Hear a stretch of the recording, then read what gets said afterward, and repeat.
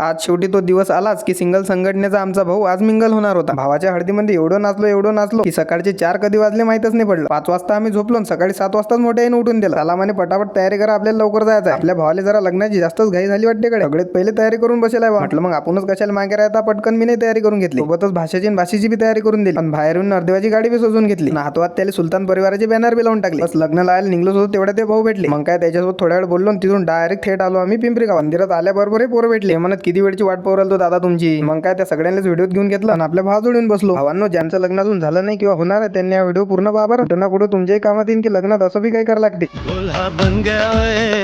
बन गया साडा बरखुरदार, घोड़ी चढ़ गया चढ़ गया छटके मोटर कार सहरा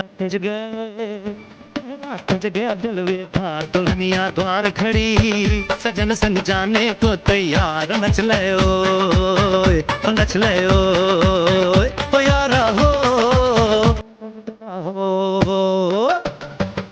आज आम्ही सगळे पाहुणेच आहे म्हटल्यावर पहिल्या पंक्तीतच बसलो आम्ही जेवायला. सभी 1 वाजून आलताना जेवणाचा टाइमच झाला आमचा, म्हणून पहिले जेवण करून घेतलं, त्याच्यावर फोटो काढून घेतला. आता आजचं शेवटचं काम राहिलं होतं ते अंधन भरायचं. ते भरणार कोण होतं? आम्ही सगळे भाऊ. फटाफट सगळं अंधन गाडीत टाकून दिलं. जेव्हा तिथं आलेल्या आपल्या प्रेमाच्या माणसासोबत एक फोटो काढून घेतला. कसं आहे, आपले प्रेमाचे माणसं जर आपल्याला भेटतात तर त्याला व्हिडिओ घेणं इज मोस्ट इम्पॉर्टंट. सगळ्यांनी आपल्या व्हिडिओ घेऊन घेतलं आणि तिथून नरदेव नवरील घेऊन आम्ही डायरेक्ट बाहेर आलो. आता याच्या पुढे काय झालं ते पाहण्यासाठी तुम्हाला पुढचा व्हिडिओ पाहा लागेल. पुढचा व्हिडिओ जर पाहायचा असेल तर ज्यानं आतापर्यंत फॉलो नाही करेल ते फॉलो करून घ्या, नाही तर मग मनसान सांगितलं नाही.